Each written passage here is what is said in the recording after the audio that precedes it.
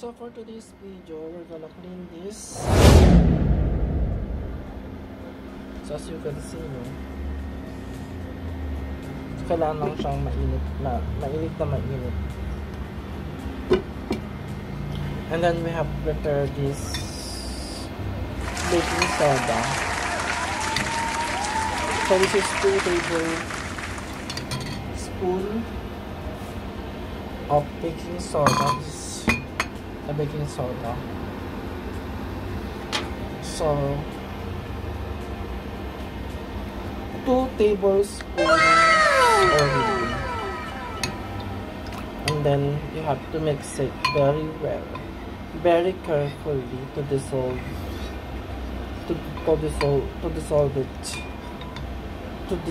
it in proper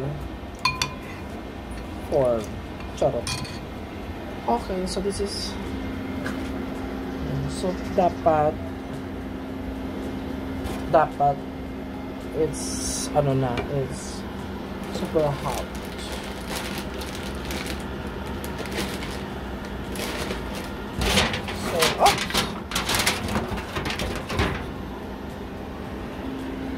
Let's see, no? Parang hindi pa siya pwede.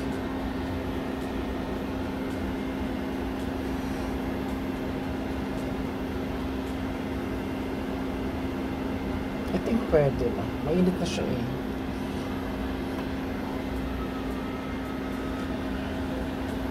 Pwede na pa. Let's put minor.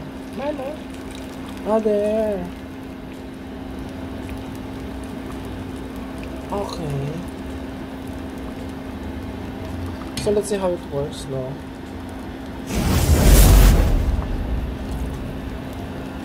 Okay, so it's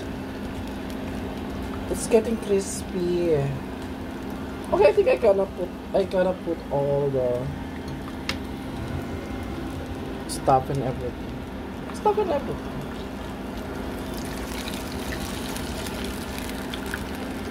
So what does it do?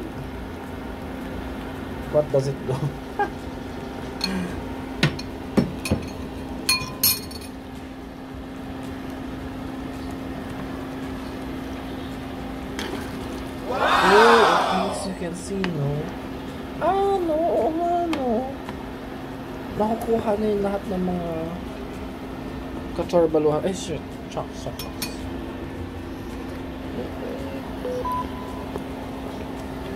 Nasisira yung okay naman. Ayan, so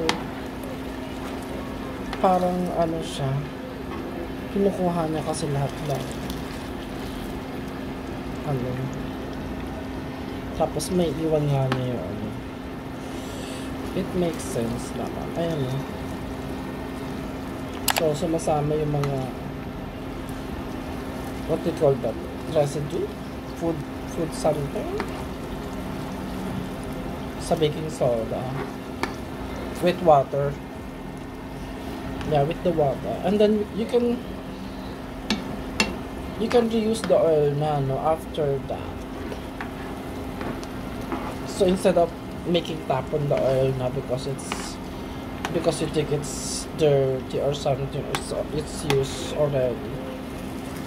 So just put pala baking soda powder.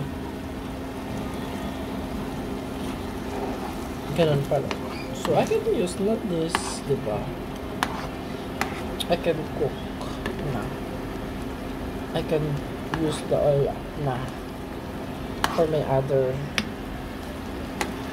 diba? Halimbawa, gusto ko ulit magprito dito ng itlog, ng manok talaga. So I think I need to add more pa. Siya very jelly type siya. The result is as you can see the the oil, the excess oil. So I think it's around time to make patay the what do you call this, the stove ba yan? Yan, so ayun na. So dapat I think meron akong strainer or something, so I can, oh my god, dapat may strainer ako. Wow! Yeah, I think I'm gonna get some strainer para makuha ko lang yung oil na tama. Ayun, tignan nyo yung oil, oh. It's clean. It's clean na.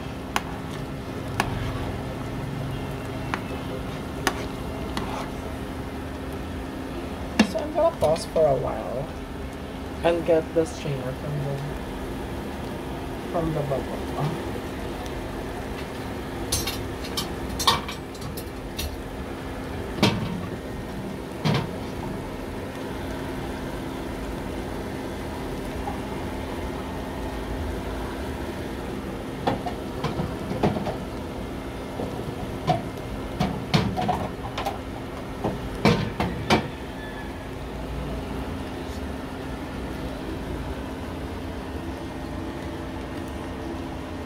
Wow!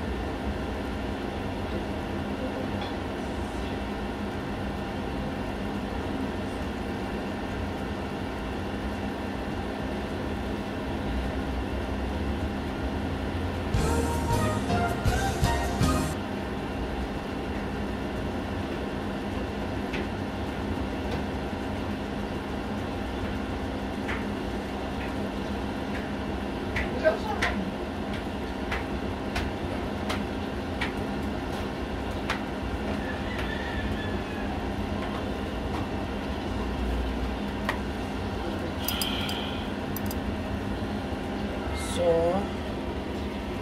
ito I have here.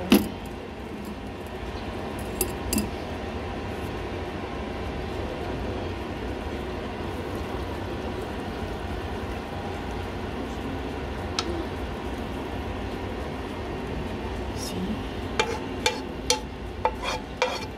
And then I'm gonna clean this pot. So I will not gonna use this. I will not gonna use the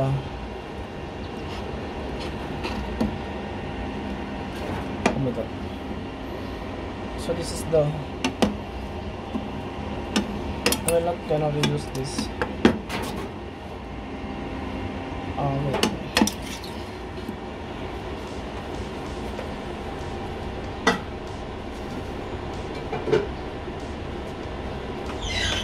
So, hugasan natin yung ating yung kawali na ginamit. So, see, no? This is the, ano na. So, ito yung na-absorb niya, nakuha niya yung mga madumi. Actually, yung mga ano yun, yung mga burned particles or some particles ba tawag doon. So, yun yun. So, ito yung ating good, tawag dito. So, let's try to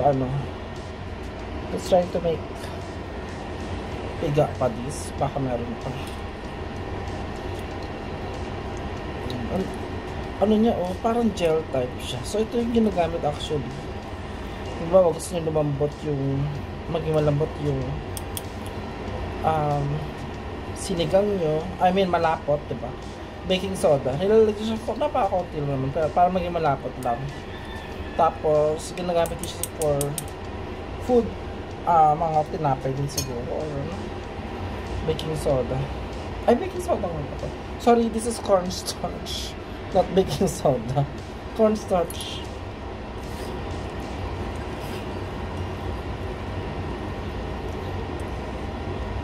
Cornstarch, diba? Tama ba? Cornstarch. This is cornstarch, not baking soda. So, ito na yan ito. Ay, init. Ang init. Mainit.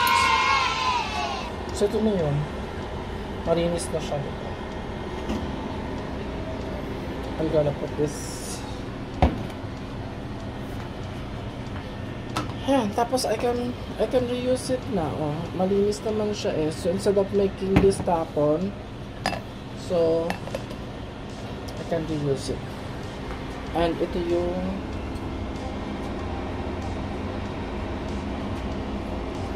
grabe.